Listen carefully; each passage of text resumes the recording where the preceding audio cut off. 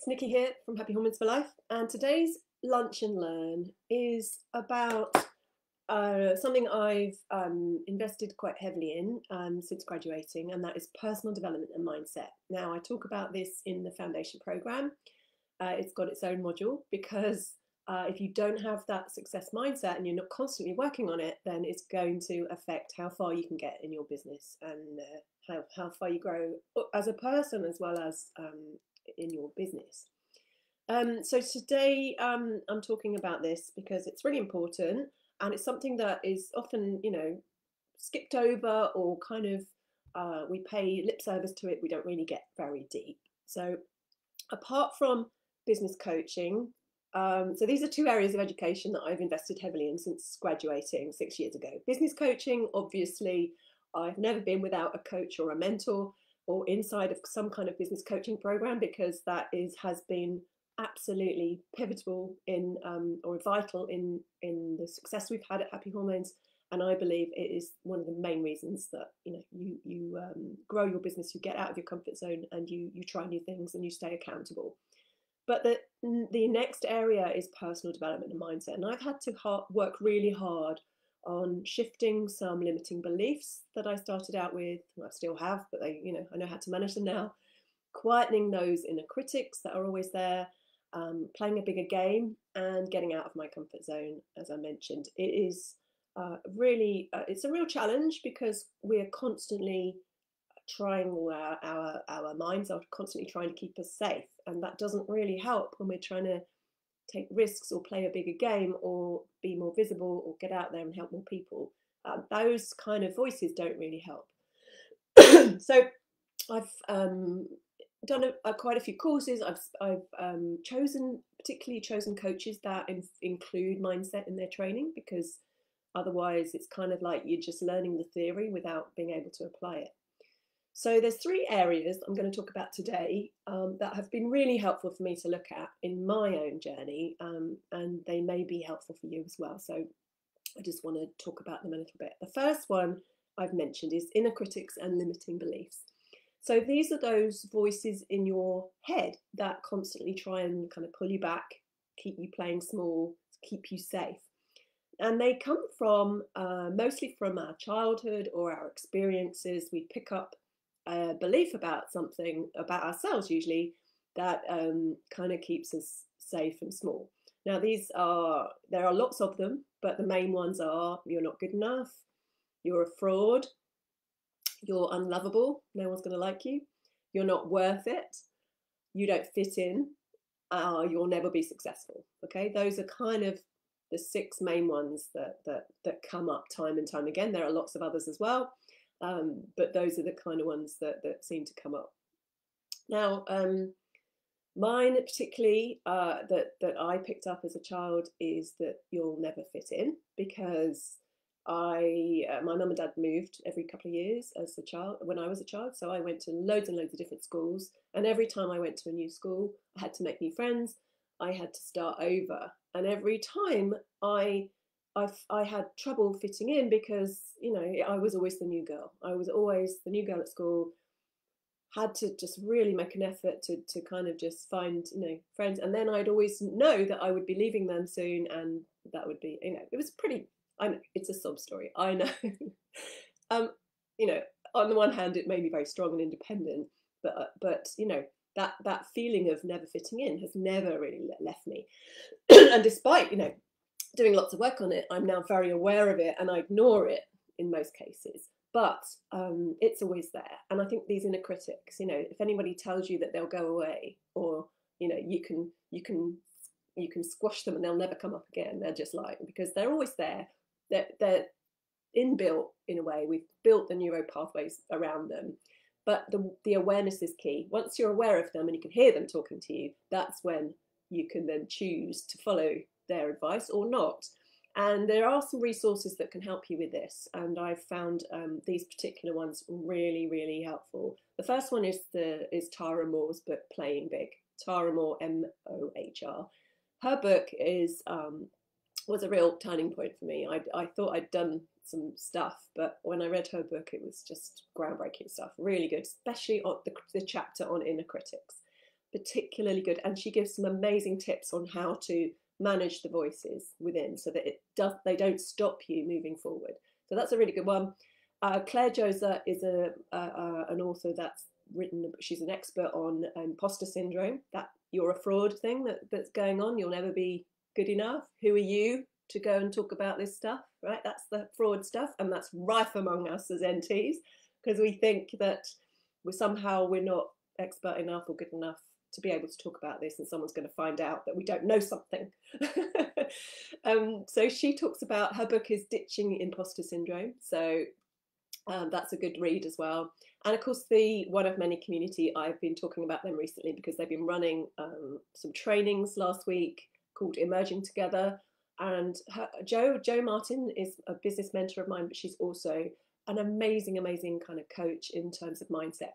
And lots of their programs include tools on releasing limiting beliefs, on quietening those voices, and really playing a bigger game. And that's why I love the community, and that's why I promote all their programs, because they are so good.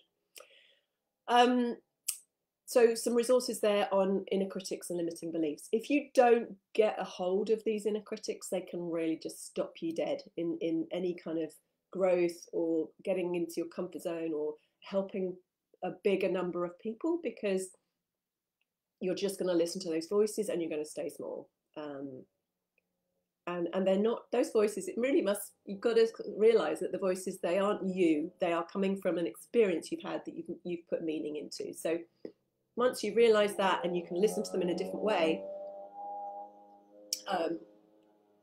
then you've got a chance of getting over that and pushing past it, which is really what we want to do. So that's the first kind of area that's really helped me. The second area is around money and selling and mindset around money. So money mindset. And this again, I have made huge shifts in this right from the beginning. So when I first started out, money was a big thing. It felt like, when you came to that conversation about money, it was you suddenly changed. Everything changed. The whole vibe and your whole not aura, but your whole mannerism and mindset changed around that. So that when it came to the part of the conversation, so I'd be happily chatting to a person about hormones and nutrition and the power of being able to change things and what it could do for them. And then when it came to the money part, I'd suddenly change. I'd go, oh, it's that money conversation. And I did some work around that, because I realized that that change in tack, that going into a different mode, if you like. I mean, the person you're talking to can see it immediately. It's like written all over your face that you're uncomfortable. It's awkward. And the minute they see that it's awkward or uncomfortable, that's how they're going to feel too. And, the whole chance of them working with you and you selling something is actually then just kind of kiboshed. So those first few conversations taught me that I needed some help with this. And I joined a few money mindset courses, and they really helped.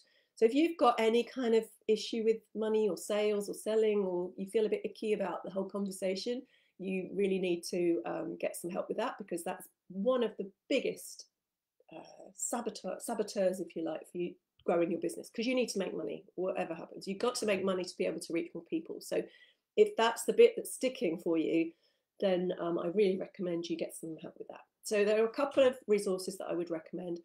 Jen Sincero's book, You Are a Badass at Making Money, is absolutely brilliant. So I have that on Audible. I listened to it in the car whenever I went on a journey. And not only is it really funny, she's brilliant, but the lessons in it are amazing. So just keep going, read that book and or listen to it, and you will really get some insights into how the whole money thing works.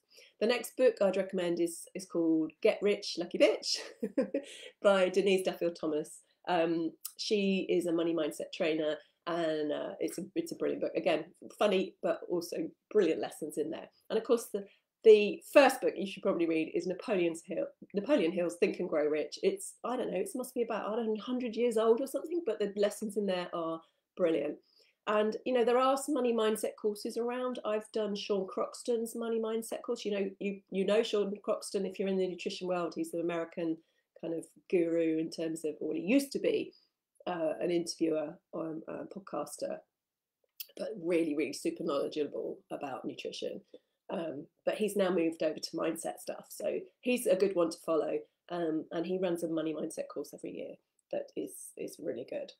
So that's money. And then lastly, the one I want to talk about is knowing your strengths and weaknesses as a person. So your personality, what you like doing, what you don't like doing, and what you're good at and what you're not good at. So because, you know, being a business owner, we kind of have to be a jack of all trades. We need to be good at tech, we need to be good at sales, we need to be good at finance, marketing, and then actually doing the thing we're trained to do, right? So there's a lot of things we're all supposed to be good at, but we're not good at all of them, and we don't really enjoy doing a lot of them. So I talked a little bit about this in the last video, the book by Michael Hyatt, Free to Focus, where he talks about the different zones of our tasks. So we're really looking at being in our desire zone, which is where we're really good at what we do and we love doing it. And now if we can spend like 80% of our time in that zone, we are going to not only be happy, but we're also probably going to be more successful because we're doing things that make us tick. We're doing things where we're most productive and most happy. So if we can manage to do that 80% in that zone, then the rest of it we can either delegate or automate or give it to somebody else who loves to do it in their desire zone, right? So resources for this, the first book I read on this was The Big Leap by Gay Hendricks. Brilliant book. I think it's quite old still, you know, yeah, I don't know how long ago that it was written, but quite an old one. But it talks about your zone of genius and how where we can get to a certain level of having a really great success in lots of areas, and then we kind of tend to self-sabotage. Now, if that sounds familiar or resonates with you, then you might want to get that book because it's amazing. And Gay also talks about how we need to be in our zone of genius, which is the things 80% of our time doing what we love to do, and that makes a huge difference. Now, when I read that book and I did some work with a coach a couple of years ago, that's when I realised, and I made a massive shift in my business from doing this. I realised my zone of genius is the one-to-many, it's the group teaching. It's not the one-to-one work. I can do that, but it's not my zone of genius, and it's not particularly my desire zone. I don't enjoy it as much as the group work and the talking and the you know, all of that stuff, one-to-many stuff. And when I realised that, I realised I needed to shift my business because I actually was burning out doing the things that I didn't particularly enjoy. They weren't in my zone of genius. So that's when I made the very risky and kind of crazy decision to employ Lauren as a full-time employee and to manage the clinic. So she then did the one-to-one, which completely freed me up to then do the one-to-many work. It put me into my zone of genius, my desire zone, and it made the biggest difference to the business. It meant that we were, you know, I could do what I do best and Lauren could do what she does best, and it worked brilliantly. So I think, you know, some of these things are, you know, they seem a bit theoretical, but actually in practice, they are really, really important because the more you know about your strengths and weaknesses, the more you're able to then adapt the business and build it around that, and also build a team around that too. The other books I mentioned, Free to Focus by Michael Hyatt. There are two very useful tools to know your strengths and weaknesses that I have used both of them several times actually, and I've used them with all my team as well. So Lauren's done both of them, and so have my NTs that work in Happy Hormones, because it's really good to know where each other's strengths lies, so then we can work around that when we're associating tasks and things like that. The first one is something called wealth dynamics, or talent dynamics, it's been called in the past as well. And this is where you do a profile that tells you kind of, it's a questionnaire and it's a profiling tool, and you come out with a set of key areas that you're particularly strong in. So mine are something called star and supporter. So I'm on the sort of one-to-many spectrum, if you like. So I am kind of happy being the head of the company and being the front-facing and all of that stuff. And when Lauren did it, she was complete opposite. She was a Lord profile, which means she loves to do the back end, the processes, the systems, the making sure everything's working and all of that, and the detail, if you like. So it was really interesting when we both did the profiles, because what happened was, you know, I spotted in Lauren unconsciously, I think, something that I didn't have. You know, her level, her attention to detail, the fact that she loves doing client work, all of that stuff. And I must have kind of thought, well, gosh, you know, she'd be a good fit to work in the business. But doing these profiles actually confirm that. And what we've used these profiles for is actually in our recruitment process as well. So when we're getting a team around us, we've got everybody to do these profiles. So they're really, really important in terms of growing and working out, you know, your strengths, your teammates' strengths, and all of that. And the other tool that we've used every time as well is the one of many power types profile. If you watched the trainings that Jo did last week, the second training was about the power types. And she went through 5 different power types that females have. Queen, mother, lover, sorceress, and warrioress. Those are the 5. And we're all of them at some point of our lives and days and weeks. We slip into different types according to the situation, according to the time of month, according to the mood or whatever. So this profile actually takes you through a set of questions again, and it shows you what your natural tendency is, which one you like to be in the most. And it's very, very interesting because mine came out very much as queen and Lauren's came out as mother. So those were, and Lauren's weaker or least expressed was queen, and my least expressed was mother. So again, this opposite dynamic, and it's why we work so well together, because we've got that, we're sort of each giving each other the things that we don't have ourselves. So it's kind of like a jigsaw. So you get, if you want to do the power types profile, you get a free token. If you registered for the trainings last week, you should have got an email with a free token to do the power types profile. It's really fun anyway, just to do it and see where you are. And all of us have done it at Happy Hormones as well. So it's really interesting. So that's it from me. 3 areas: the inner critics, the money mindset, and the strengths and weaknesses. Areas where you can really make a difference in how you build your business, how you adapt your business, and how you grow as a person as well. So I really hope that's been useful, and I'll put a few links in the chat if you'd like them. I'll see you next time. Bye.